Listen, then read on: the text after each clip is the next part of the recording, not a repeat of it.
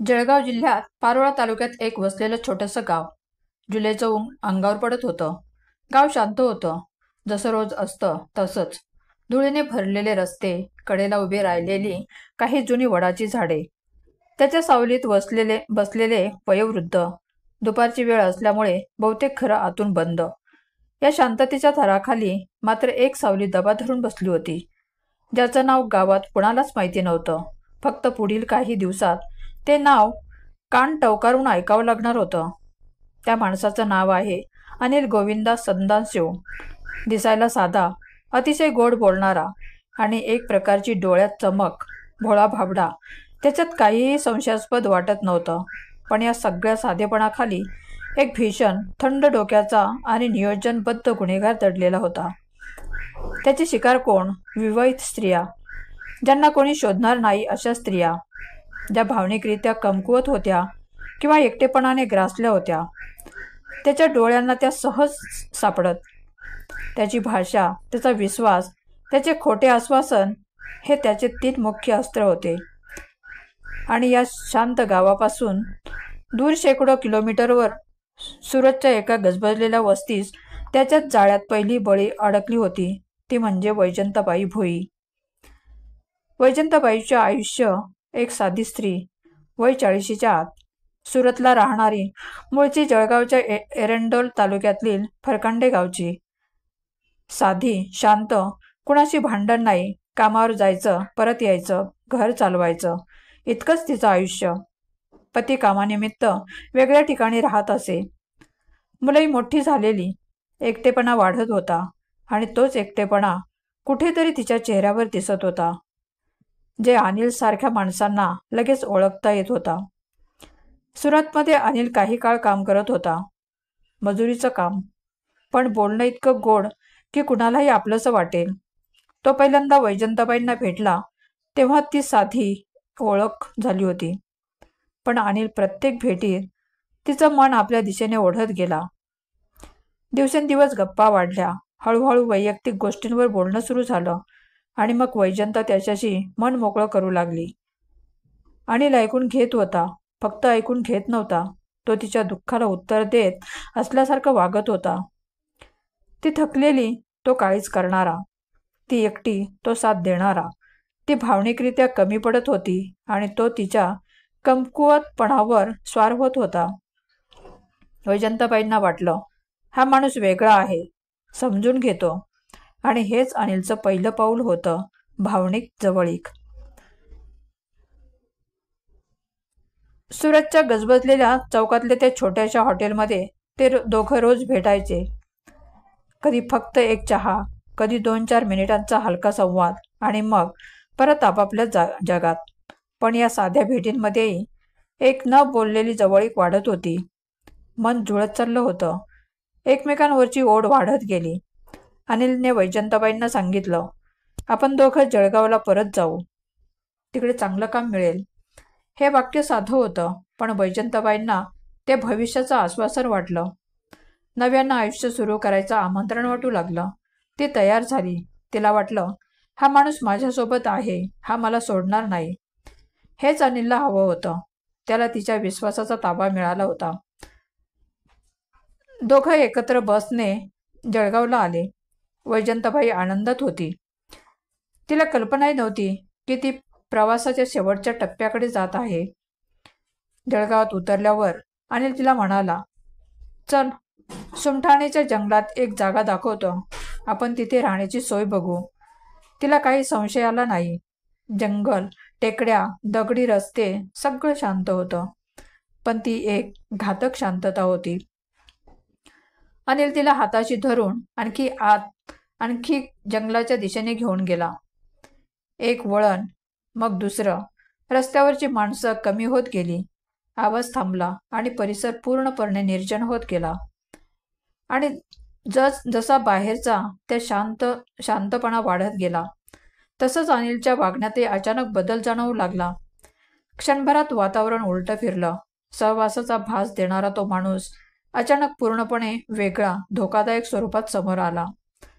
आवाज नाही, मदतीसाठी कोणी नाही, फक्त एक भयान, नियोजित आणि धूर्तकट कारस्थान.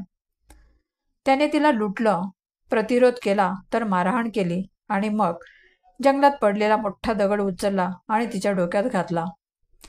वैजंताबाई भोई, सुरतमधील एक साधी स्त्री. तिचं आयुष्य जंगलाच्या अंधारात संपलं.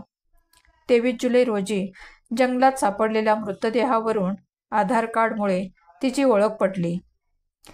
ही तर फक्त सुरुवात होती. अनिलचं मन अजिबात हललं नव्हतं. त्याच्यासाठी हा खून फक्त प्लॅनचा एक भाग होता.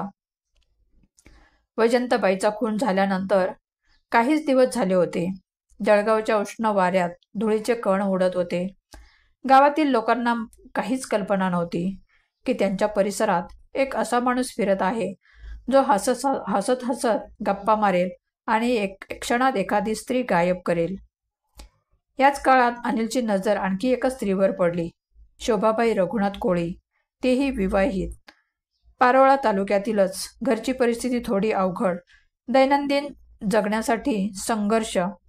नवरा कामानिमित्त बाहेर, 2 मुलं, त्यांचाही सांभाळणं आणि स्वतःचा संसार सांभाळणं, यात ती थकली होती. आणि हेच अनिलसारख्या माणसांचं सुवर्णक्षेत्र होतं. शोभाबाई साधी, नीटनेटकी, शांत स्वभावाची आणि कोणाच्याही वाईटात न पडणारी स्त्री. कोणाशी भांडण नाही. आणखी एक महत्त्वाची गोष्ट, ती कुणावरही लवकर विश्वास ठेवणारी. एके दिवशी अनिल तिच्या गावात आला. कधी कुणी पाहिलं होतं का त्याला? तर नाही. पण तो इतक्या सहजपणे मिसळला की कोणाला शंका आली नाही. अनिलने आधी तिच्या दैनंदिन कामात मदत करायला सुरुवात केली. कधी एखादी पिशवी उचलून द्यायची, कधी दुकानापर्यंत सोबत जायचं, कधी घरचा ताण ऐकून घ्यायचा. तो बोलायचा, तुम्ही एकट्या एवढं सगळं करता? खरंच खूप कष्ट करताय तुम्ही. हे वाक्य शोभाताईंना पहिल्यांदा कुणीतरी कौतुकाने बोलण्यासारखं वाटले. आणि भावनिक जागा ओळखण्यात मास्टर होता. त्याने ती जागा जपली, वाढवली आणि नातं तिथून पुढे नेलं. हळूहळू दोघं भेटायला लागले. गोड बोलणं, भविष्यातले आश्वासन, काळजी घेण्याचा अभिनय. आणि मग एक दिवस अनिल म्हणाला, इकडे काही खास नाहीये बोलायला. चल आपण थोडं जंगलाच्या बाजूला जाऊ. तिथे शांतता असते. आपण तिथे बसून आपल्या भविष्याबद्दल, पुढचं काय करायचं याबद्दल बोलू. शोभाबाईच्या मनात थोडी धाकधूक होती, पण अनिलच्या बोलण्यात असा आत्मविश्वास होता की ती त्याला नाही म्हणू शकली नाही. त्या दोघांनी दुपारी भेटून तिथून एकत्र निघायचं ठरवलं. जंगलात शिरताच पायवाटांवर धूळ उडत होती. दूरवर कुठेतरी गावाकडून मंद आवाज येत होते. शोभाताईच्या पायाखालची चप्पल हलकी किर्र किर्र. तर अनिल मात्र शांत, अतिशय शांत. पण त्याच्या डोळ्यात मात्र काहीतरी वेगळंच, एक असा हेतू जो त्याने अजून शब्दात मांडलाच नव्हता. जसे ते दोघे जंगलाच्या आत चालत गेले, बाहेरचे सगळे आवाज हळूहळू मंदावत गेले. भोवती कुणीच नव्हतं. एकही माणूस नाही, एकही हालचाल नाही. झाडांच्या सावल्या लांब गडद होत चालल्या होत्या आणि त्या शांततेसोबतच अनिलचं बोलणंही बदलू लागलं. स्वर वेगळा, हेतूही वेगळाच जाणवू लागला. तो अचानक गंभीर झाला हे शोभाताईंना जाणवलं. काय झालं ती विचारणार होती, तोच अनिलने हाताने तिचं तोंड दाबलं आणि तिचा तोल गेला. ती अचानक धडपडू लागली. भीतीने ओरडण्याचा प्रयत्न केला, पण आवाज कंठातच थांबला. जंगलाच्या दमट हवेत तिची किंकाळी कुठेच पुढे पोहोचू शकली नाही. अनिलने तिला जोरात जमिनीवर पाडलं, बळजबरी केली, मारहाण केली. त्या असह्य वेदनादायक क्षणात तिला फक्त तिची मुलं आठवत होती, त्यांचे चेहरे, त्यांची कोवळी हाक. पण त्या निर्जन जंगलात तिच्यासाठी उभं राहणारं कोणीच नव्हतं. आणि मग अनिलने जमिनीवर पडलेला मोठा दगड उचलला आणि तो तिच्या डोक्यात जोरात आपटला. घटना पाहणारा कोणीच नव्हता. जे ठिकाण साक्षी होतं तेच निर्जीव होतं. 25 जून रोजी तिचा मृतदेह जंगलात आढळला. अवस्था अत्यंत खराब, शरीर पूर्णपणे बदललेलं, विद्रूप झालेलं. ओळखण्याजोगं काहीच उरलं नव्हतं. ती दुसरी स्त्री होती आणि अनिलच्या चेहऱ्यावर पश्चातापाचा क्षणभरही अंश नव्हता. शोभाबाईंचा खून झाल्यानंतर अनिल पुन्हा सामान्य आयुष्य जगण्यासारखा वावरत होता. गावात फिरत होता, कधी कुणाशी हसत बोलत होता, काही काम करत होता, पण मनात पुढची शिकार. यावेळी त्याची नजर पडली शहनाजवर. ती थोडी हट्टी, थोडी सावध आणि इतरांपेक्षा वेगळी. अनिलला पहिल्या भेटीतच जाणवलं. ही सोपी नाही, पण चॅलेंज म्हणजे त्याला अधिक आकर्षण वाटायचं. त्याने पुन्हा तोच मार्ग निवडला. गोड बोलणं, सहानुभूती, विश्वास, भावनिक खेळ. काही दिवसांनी तो तिला घेऊन जंगलाच्या बाजूला गेला. हाच त्याचा क्लायमॅक्स पॉइंट. पण यावेळी नशीब शहनाजच्या बाजूला उभं राहिलं होतं. जंगलात एका ठिकाणी पोहोचल्यावर अनिलने तिच्यावर हल्ला सुरू केला. तिला ढकलून दिलं. तिचं तोंड दाबायचा प्रयत्न केला. ती जोरात ओरडली. अनिलने तिचा गळा पकडला. क्षणभर त्याला वाटलं, आत्तापर्यंत जसं झालं तसंच हेही होईल. पण इथं गोष्ट उलटली. शहनाज भीतीने गोठून न जाता पूर्ण ताकदीने त्याला लाथ मारून दूर फेकलं. ती पळायला लागली. जंगलाच्या पायवाटेने काटेरी झुडपांतून ओरडत धडपडत आणि तेवढ्यात तिथून जात असलेल्या 2-3 लोकांच्या कानावर तिच्या ओरडण्याचा आवाज आला. ते धावत आले. अनिलने पळण्याचा प्रयत्न केला, पण यावेळी त्याचा परफेक्ट प्लॅन तुटला. लोकांनी त्याला जमिनीवर पाडलं, मारहाण केली आणि मग पोलिसांच्या ताब्यात दिलं. अनिल थंड, शांत, भावनारहित उभा होता. त्याच्या डोळ्यात पश्चाताप नाही, फक्त एक रिकामेपण. अनिलला अटक होताच त्याच्या मोबाईलची तपासणी सुरू झाली. Call records, chat, location history, CCTV footage सगळं एकत्र आलं आणि तपास अधिकाऱ्यांना संपूर्ण चित्र स्पष्ट दिसू लागलं. हा फक्त एक खून करणारा माणूस नव्हता, हा एक सिरियल किलर होता. पोलिसांनी त्याला सरळ प्रश्न विचारला, जंगलात नेऊन नक्की काय करायचास? अनिल आधी काही क्षण शांत बसला, मग थंडपणे म्हणाला, पहिल्यांदा विश्वास जिंकायचो, पैसे मिळवायचे आणि मग दगडाने मारायचं. जंगलात कोणीच नसतं, कुणालाच कळत नाही. हा संवाद पोलिसांच्या अंगावर काटा आणणारा होता. पोलिसांनी जंगलात जाऊन दोन्ही मृतदेह शोधले. वैजंताबाई भोई, ओळख आधार कार्डवरून पटली. शोभाबाई कोळी, ओळख अत्यंत कठीण होती. दोन्ही खून अगदी एकाच पद्धतीने केले होते. गोड बोलणं, भावनिक जवळीक, जंगलात नेणं, लूट, बलात्कार आणि दगडाने ठेचून हत्या. सगळं थंड डोक्याने, पद्धतशीर, फिल्मी नाही, अत्यंत काळजीपूर्वक. जेव्हा अनिल पोलिसांच्या ताब्यात आला तेव्हा गावात गोंधळ उडाला होता. गावकरी विचार करत होते, हा माणूस आपल्यातला होता, इतका सामान्य दिसणारा, मग इतका क्रूर कसा? पोलिसांनी त्याचा मागील इतिहास तपासायला सुरुवात केली. सुमठाने गावातल्यांशी संवाद साधला. त्याचे बालपण, तरुणपणाची परिस्थिती, नातेवाईक, जुन्या ओळखीची पडताळणी केली. अनिलचं लहानपणही काही साधं नव्हतं. घरात सतत दारिद्र्य, वडिलांवरचं कामाचं ओझं आणि भावनांमध्ये कायमचं तणाव.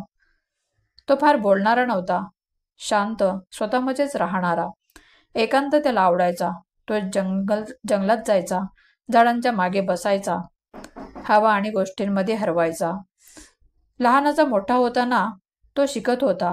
लोकांशी संवाद, विश्वास जिंकायची कला, भावनिक खेळ, तेच त्याने पुढे वापरले. स्त्रियांनी त्याच्यापुढे गुंतवलेल्या भावनांचा वापर करीत तो त्यांच्या आयुष्यात प्रवेश करीत असे. गावातल्या स्त्रिया, विशेषतः विवाहित स्त्रिया, सतर्क झाल्या. कोणी अनिलसारख्या विश्वासू दिसणारा व्यक्ती तुमच्या आजूबाजूला असेल तर सावध राहा, हीच गावातील नवी भावना बनली. अन्य स्त्रिया घराबाहेर निघताना अधिक काळजी घेऊ लागल्या. पोलिसांनी अनिल विरुद्ध गंभीर आरोप नोंदवले. 2 खून, फसवणूक, विश्वासघात आणि आणखी तपासात उघडलेले संभाव्य महिला बळी. कोर्टाची कारवाई सुरू झाली. न्यायालयीन सुनावणीत पोलिसांनी पुरावे मांडले. कॉल लिस्ट, लोकेशन ट्रॅक, दीर्घ तपासातील साक्षीदार, शहनाजच्या कहाणीने प्रकरणाला योग्य वळण दिले. ती कोर्टात आली आणि तिने सत्य सांगितले. अखेर न्यायालयाने अनिल संदानशिवला दोषी ठरवलं. त्याला अनेक साल कारावासाची शिक्षा सुनावली गेली. गावकऱ्यांना काही प्रमाणात न्याय मिळाला असे वाटत होते, पण अपराधाच्या जखमा कायम राहिल्या. शेवटी जळगाव जिल्ह्यातली ही घटना एक कठोर धडा ठरली.